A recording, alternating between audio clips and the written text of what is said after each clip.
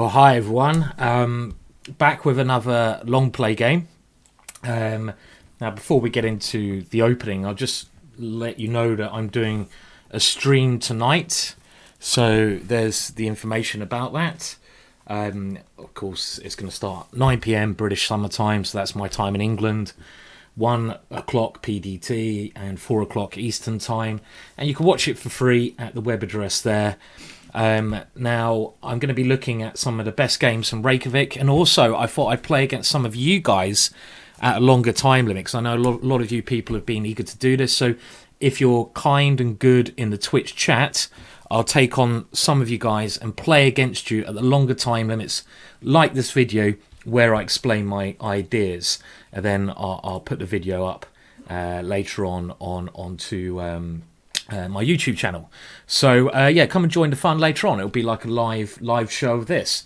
Okay, so I'm just going to do another video of this, and I'll do at the end of the video, like my previous couple of videos, I'm going to show you another video vlog of me over in Iceland.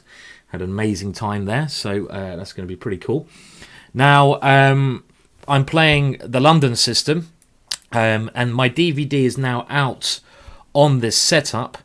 You can't buy it from the GingerGM shop because it's a chess-based product, but if you go to chessbase.com, you can buy it from their shop there, and it's about 7 hours on how to play this move, bishop f4. Now, my opponent has played, well, it's actually an Indian setup. It's called, Nimzo Indian, Queen's Indian, quite appropriate as he's from India. And my rule is, as soon as they go e6, knight to f3 is the move I like playing, because it means their bishop can't come to f5 with a pawn on e6, and generally that's something you also have to be a little bit on guard for. So now we got standard London system, where if you look at my previous videos, I talked about this setup a lot.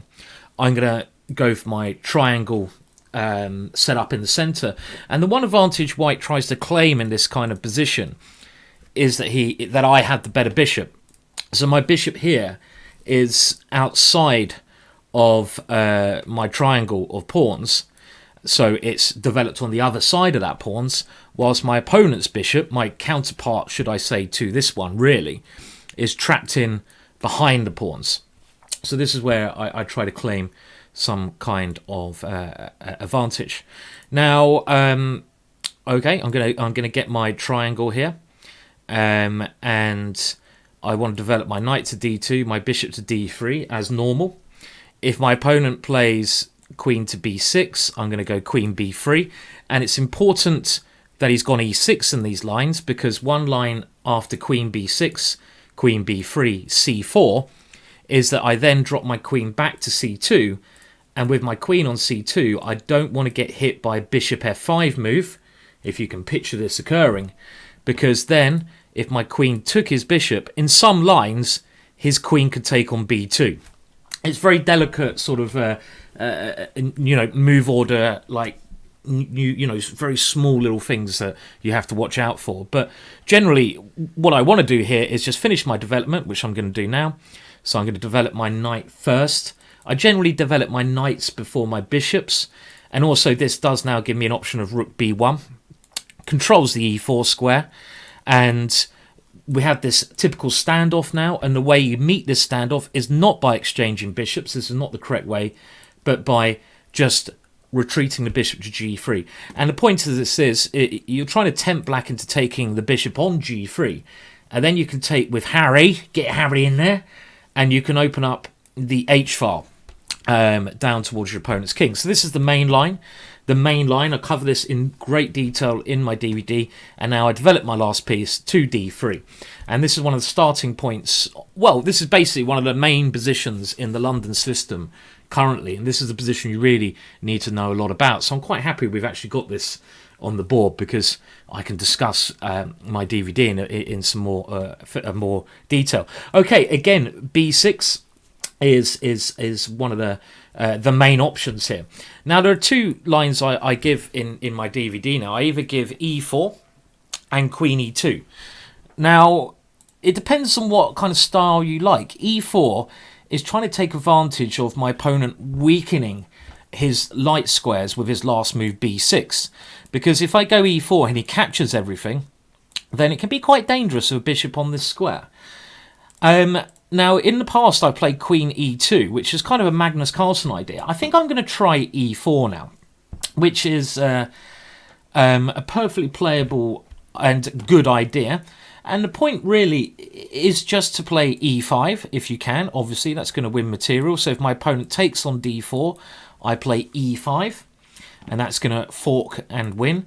If my opponent takes on e4, I take with the knight. And again, as I mentioned then, I'm trying to get my bishop to this square and aiming h7. Now, the main move here, in actual fact, is bishop e7. This is meant to be the only move that black can play to not be worse. But after bishop e7, e5, we get a very interesting structure there. Now, taken on e4, we're going to take with a knight, obviously. That attacks our opponent's bishop. And this is quite dangerous for black already. And again, it shows you the dangers that black can have if he's not, you know, if he, hopefully this will do, if he's not up to speed with the opening. Now, let's do a bit of calculation. Okay, so he's taken here. I'm going to take here.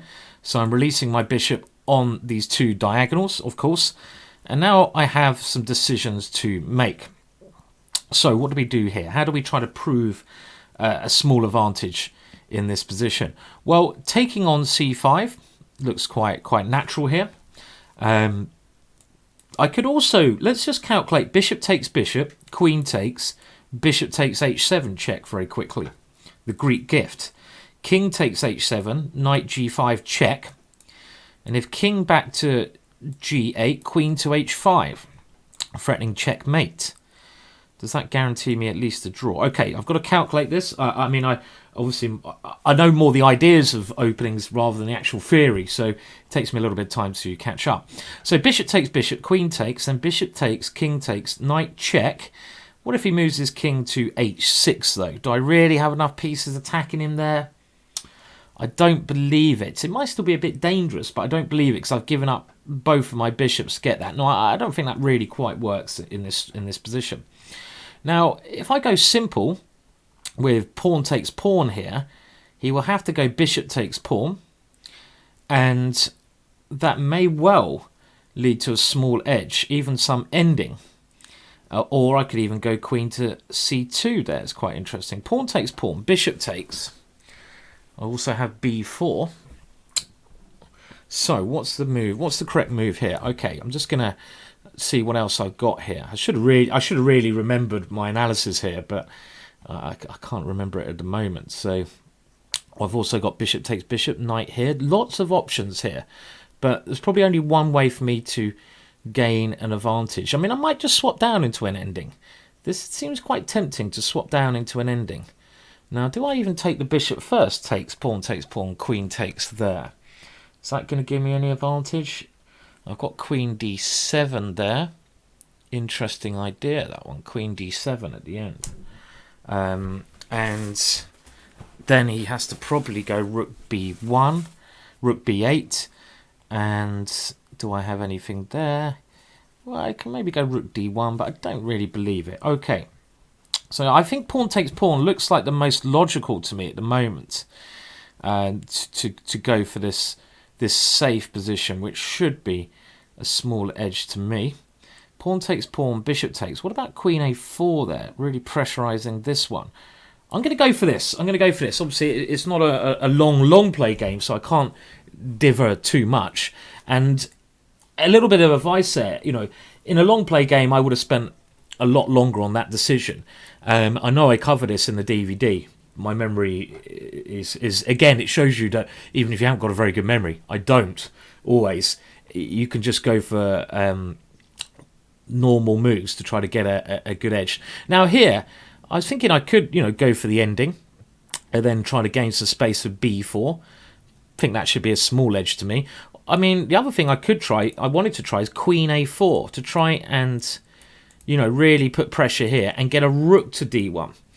Now, if I go queen a4, would he just go rook c1 and then I go rook d1 and he moves his queen somewhere quite respectable like f6.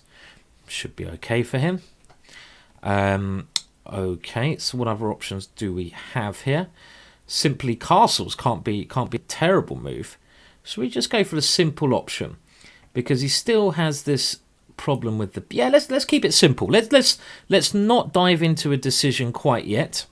Let's just get my king castled first. I think this is the right way to play. I mean, maybe again there's some better way to do this. I have in the endings, I do have 3 pawns versus 2 pawns, and this can be very useful in endgame situations, because if you can imagine a lot of pieces get exchanged, I might be able to play b4, c4, c5 and create a pass pawn on the c file later on. And this is going to be quite a good pass pawn, because his king is a long way from dealing with that pawn. On the other hand, if my opponent tries to create a pass pawn on the area of the board where he has a majority on the king side, let's say he eventually goes f4 and e3, my king is very near to defending against that pawn from becoming queen. So potentially later on, all these little factors can really be very important.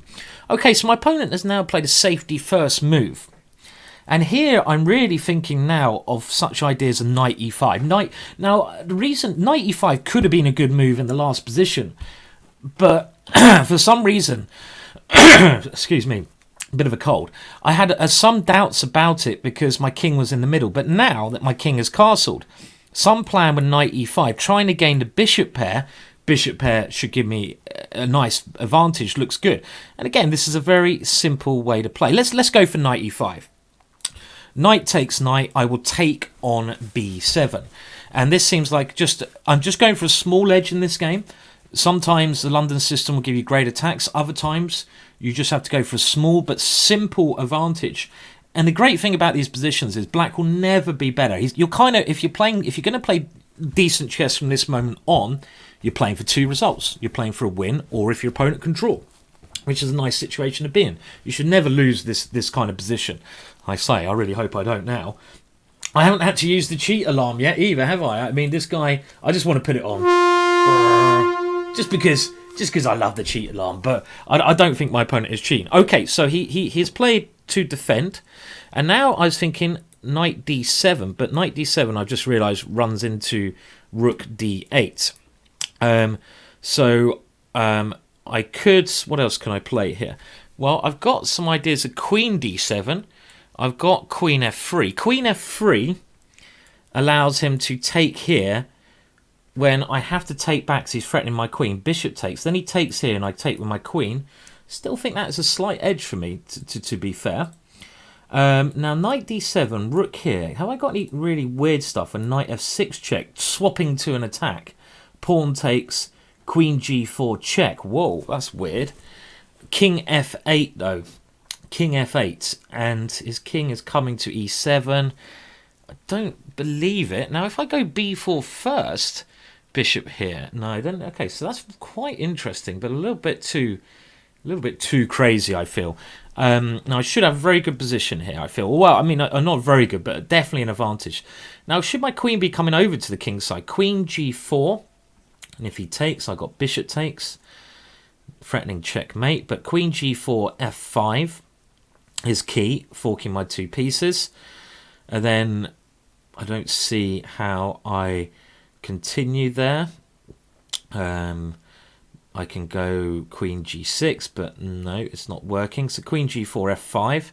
Don't like that so much. And now queen d7, if we go back to this one, if he goes knight takes knight, I go queen takes b7. Looks good.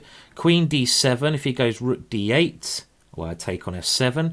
Queen d7, if he goes queen takes queen, knight takes, rook d8, I take here and I get the bishop advantage, bishop pair.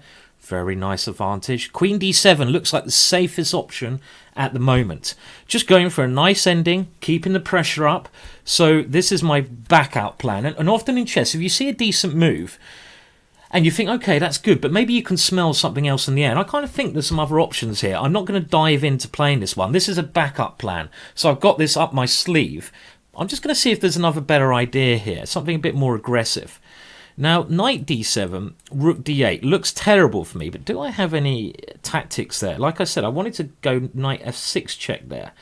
Pawn takes. Let's have a look at it one more time because it's very intriguing. Queen g4 check. Now, I think if he goes king there, queen h4 is winning. So he has to go king f8 in that position. Then king f8 to e7. It looks safe. Okay, I think I've, I'm running out of options. Well, time.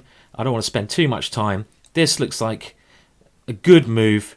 Let's go in with this move. Queen d7. And this gives me the option of putting a rook on d1. And, of course, you want to control open files. I'm half down on time. It's still not enough time this sometimes when you're talking. But as I'm a bit lower on time, let's keep things simple.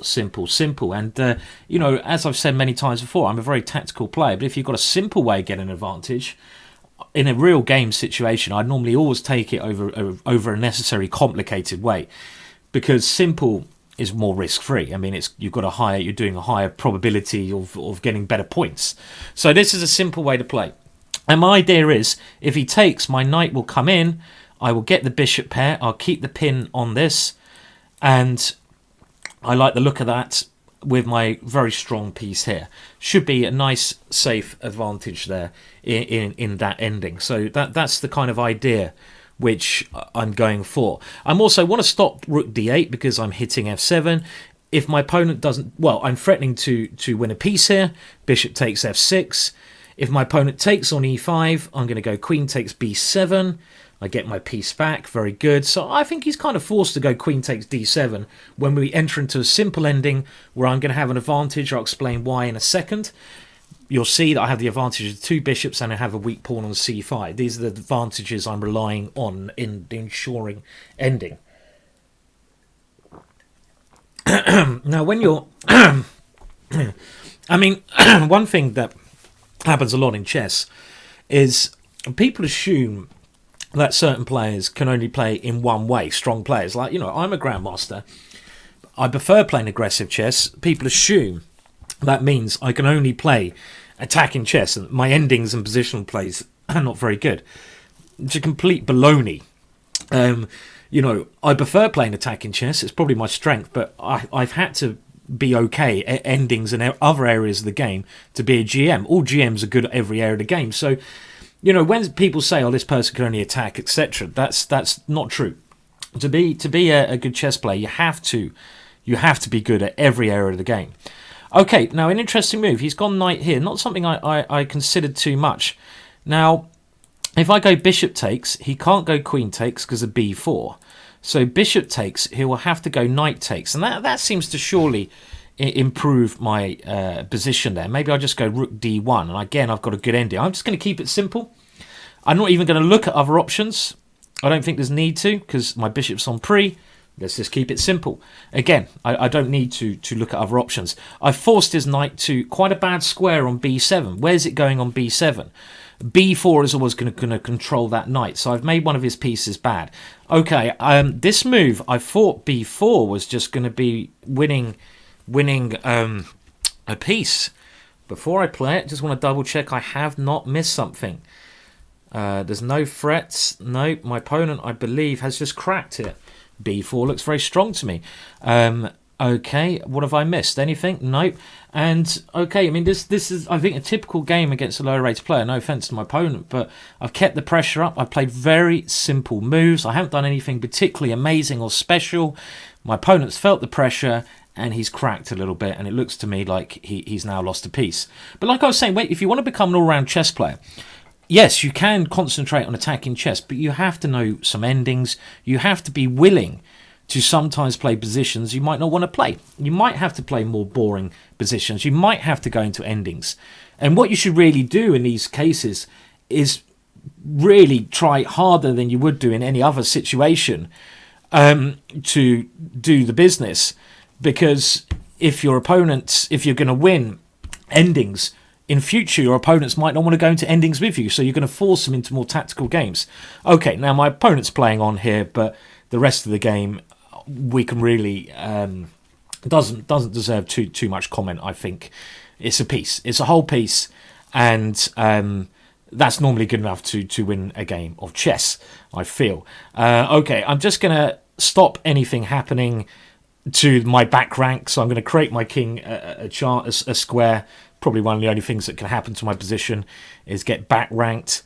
Even if he doubles here on the second rank, my bishop defends f2. My plan to win this is going to be, well, first of all, I'm happy to offer an exchange of rooks. When you're material up, you should aim to exchange pieces off. And this will gain both files for my rooks. But my way to win this, I'm probably just going to try to win the pawn on a7, and that should be good enough. And really, my opponent should resign here if he has any respect at all. But he certainly doesn't have any respect at this moment in time, which is quite frustrating. So, okay, my idea now is to use that extra piece. Always a pleasant thing to do. Take on a7 and then queen this pawn. Now, okay, he wanted to go maybe rook here and take an extra pawn. I mean, again, really doesn't deserve much chat, this position at all. And I don't know really what he's hoping to get here from this. A number of ways to win. I could now consider just coming to d7 and taking on a7, and of course he's resigned. Okay, so a nice sweet game there. Like I always do, I just want to show some moments of that game which I think were the most important, and it shows. I mean, the DVD I did for Chess Base seems to be working pretty well. So the opening I've discussed in one of my previous YouTube videos. If you want to learn about this without buying the DVD, please go and watch it. It's in the learning opening section of the YouTube thing. And we even get up to, in that learning section, I think I do talk about this position. Now, the two moves here are e4 and queen e2. Now, e4 is quite a simple way of going, but you can prepare it with queen e2. But I quite like e4. I quite like this move. Now, black's best move is meant to be bishop e7 here. But I think for low-rated players, this is quite hard, or anyone, this is a hard move to find. And the point of this is, we now play e5, and black goes knight to h5. But I have to admit, I prefer white even in these positions, because we have great attacking chances against the square. And one move I'd recommend you play here, which I've been looking at as a little secret idea, is Harry 4. Boom! Why do we want to go Harry 4? Because we're now setting up the Greek gift, bishop takes h7, knight g5, which is going to be tremendously dangerous for our opponent here. Something involving knight g5. So this is a little secret analysis I've got here. And again, if you buy the DVD from ChessBase, go to chessbase.com. You have more detail about this opening. But my opponent played a line which I think you're going to get often in this position. He just simply captured on e4. Excuse my cough, it's quite annoying, but a bit under the weather. And now he took on e4 and he played bishop b7. Now, I honestly don't know what the best move is here. The way I played it seemed to be nice, safe, good way of playing, aiming for a nice advantage. Now, I'm wondering, in this position, whether I should actually be castling, or if I can just... Well, actually, the problem with this one now, if I played it immediately, was he has knight takes knight, and if bishop takes b7, he has knight d3 check. This shows why I want to get my king castled first. But I do believe the way I played it's very simple. I just castled, and now I've got ideas of knight e5. If my opponent swap queens, I don't think that helps him too much because my rook gets to the open file. I'm going to have b4 coming, and this bishop is very nicely placed here. Now, if he ever goes f5, you might be thinking, that is an option. But that does also weaken e6 a lot. And against that, I'd probably try to go bishop c2, b4, bishop b3. And then I'd aim for another target in that position. And when he does play f5, let's just say we have this on the board, these two squares are very weak now as well. He's weakened himself here. And I've got good control over this square. Now, I just have to be careful that he doesn't have an f4. But I don't think that's ever going to be dangerous because of the bishop here. I'm going to have to look at this again another time, and maybe that's a good bit of homework for you guys. In this position, after bishop b7, do I have a stronger move? I'll try to come back with that answer when I've looked up my work.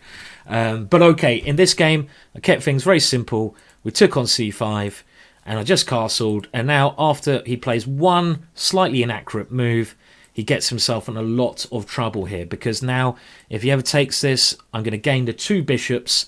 This gives me definitely a good advantage. Something like rook b8, and now just bishop a6. Long-term advantage.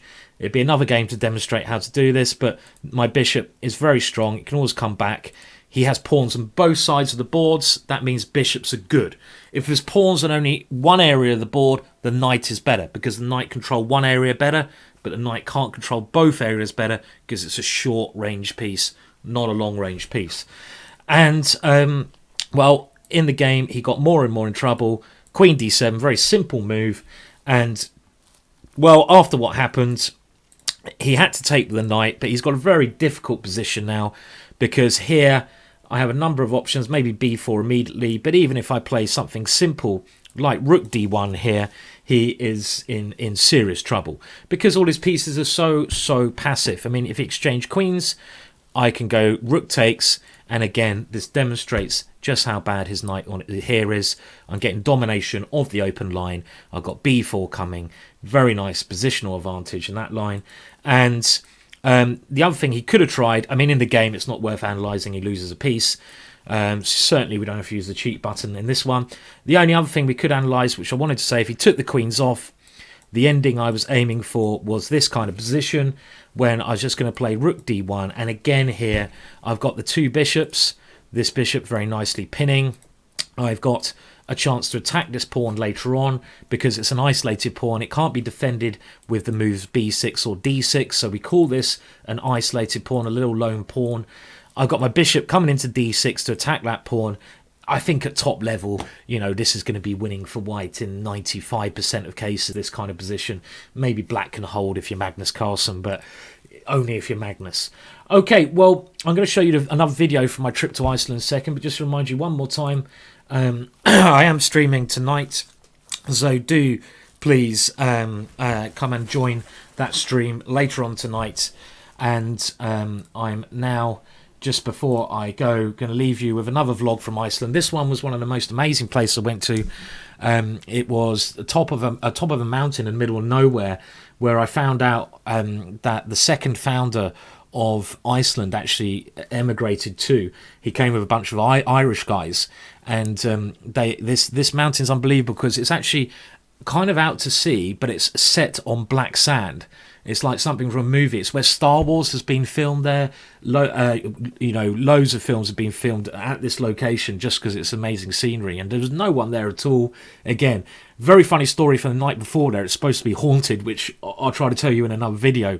But I'll leave you with this little vlog if you're interested. And hopefully see you later on tonight. And goodbye for now.